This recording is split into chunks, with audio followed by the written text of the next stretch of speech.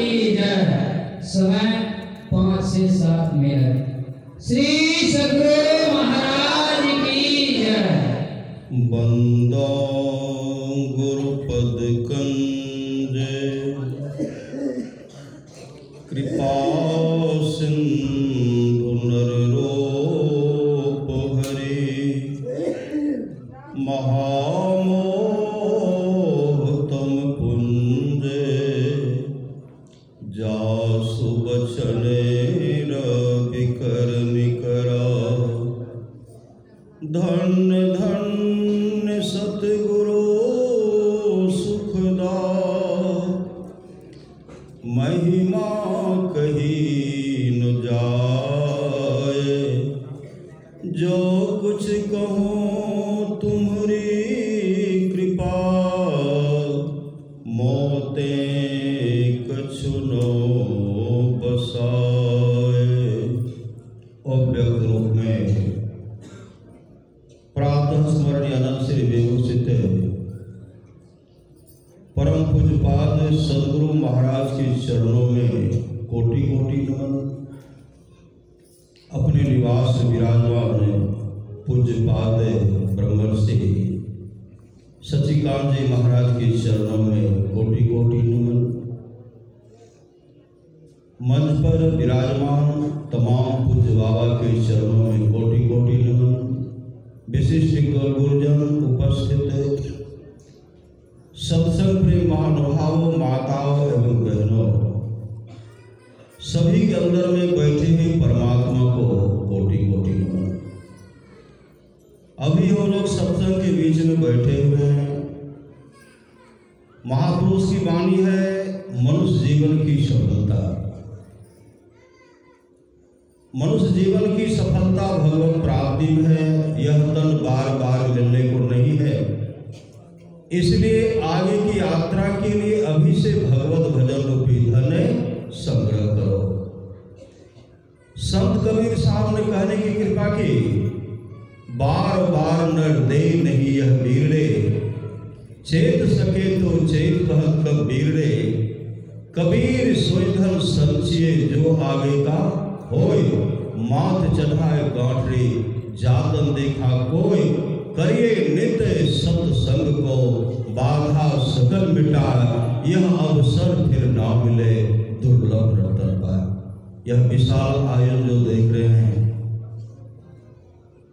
परम पूज्य स्वामी मनोज बाबा, पूरे भक्तगण पूरे सत्संगीगण इनको मदद कर रहे हैं। इनके द्वारा यह संत मत सत्संग का विशाल भवन बना करके सत्संग का प्रचार कर रहे हैं। यही कबीर साहब ने कहा, कबीर सोई धन संचिए, उस धन का संग्रह कीजिए जो आगे का हो। पूज्य बाबा उस धन का संग्रह कर रहे हैं। आप तमाम भक्तगण उस धन का संग्रह कर रहे हैं। थोड़ा सा भी सत्संग का पुण्य अगर आपके भाग में होगा, आपके जीवन को मंगलमय बना देगा। भगवान श्री कृष्ण की वाणी है, निष्पाप उद्धव जी, कोई कितना भी अश्वमेध जग कर ले, कृष्ण चंद्रायण आदि आदि व्रत कर ले, उसके द्वारा में सुलभता से प्राप्त नहीं होगा। बस एक सत्संग ऐसा जरिया है जिसके द्वारा में सुलभता से प्राप्त हो जाता, उस भक्त के वश में हो जाता और उस भक्त का परम कल्याण हो जाता। परमाराम सुप्रभात ने कहने की कृपा की, जो लोग बहुत दिनों से सत्संग करते आ रहे हैं, अभी कर रहे हैं, आगे भी करेंगे, वे सभी महासुख के भागी होंगे। इसके लिए जीवन में सद्गुरु चाहिए। भगवान श्री राम की वाणी सुन रहे थे, करणधार सद्गुरु निर्णावा, दुर्लभ सार सुलभ करी पावा, जोड़ तरे भव सागर नर समाज अस्पार, सुकृत निंदक मंदमति आत्म हन गति जाए। जो अपने जीवन के बागडोर को सद्गुरु के हवाले नहीं करेंगे, उसके लिए गीता स्वामी कहते हैं, ओ गंगाराम तेरा सुगना पिंजरा पुराना हो गया, तुम बैठा है खामोश, तेरा साथी रवाना हो गया।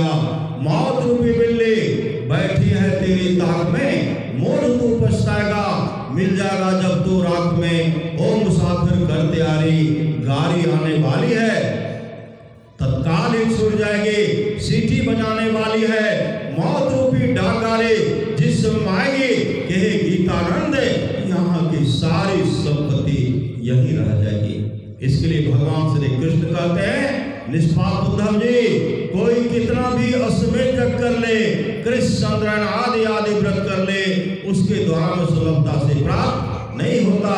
बस एक सत्संग ऐसा जरिया है जिसके द्वारा सुलभता से प्राप्त हो जाता, उस भक्त के बस में हो जाता और उस भक्त का परम कल्याण हो जाता। परमानंद महाराज की अमृत वाणी है, थोड़ा सा भी सत्संग करो बड़ा लाभ होता है। जितना लाभ की बहुत धन के मिलने, बहुत विद्या के पढ़ने से होता, उतना लाभ सत्संग से होता है। नित्य नियमित ढंग से सत्संग करो, सत्संग से खाली कोई मत रहो। अभी अमृत की वर्षा हुई, अध्यात्म ग्रंथ का सार ज्ञान कह दिया। जिसको याद रहा उसको अमृत मिला, जिसको याद नहीं रहा उसने अमृत को खो दिया। आप लोग जानते होंगे, राजा कवास के 21 पीढ़ी तक का राजा नरक में पड़ा हुआ था। जमदूत पिटाई कर रहे थे, काफी पीट रहे थे। 2100 पीढ़ी तक का राजा चीख रहे, चिल्ला रहे, बचाओ बचाओ। कौन बचाएंगे? 2100 पीढ़ी तक का राजा जो दुख भोग रहा था। जब राज ने कहा, जब तुम्हारे वंशज के लोग गुरु से युक्ति लेंगे, नाम दान लेकर के सत्संग करेंगे, तुम्हारा परम कल्याण हो जाएगा। उसी समय राजा कवास भजन भेद लिए सत्संग करवाए। सत्संग समापन की ओर जा रहा था, उसी समय स्वर्गलोक से विमान आया और 2100 पीढ़ी तक का राजा जो था विमान पर बैठ करके स्वर्गलोक को चला गया। इस सत्संग का फल है। इसलिए थोड़ा सा भी सत्संग करो, बड़ा लाभ होता है। जितना लाभ की बहुत धन के मिलने, बहुत विद्या के पढ़ने से होता, उतना लाभ सत्संग से होता है। नित्य नियमित ढंग से सत्संग करो, सत्संग से खाली कोई मत रहो। अभी अमृत की वर्षा हुई, अध्यात्म ग्रंथ का सार ज्ञान कह दिया। जिसको याद रहा उसको अमृत मिला, जिसको याद नहीं रहा उसने अमृत को खो दिया। बोलिए प्रेम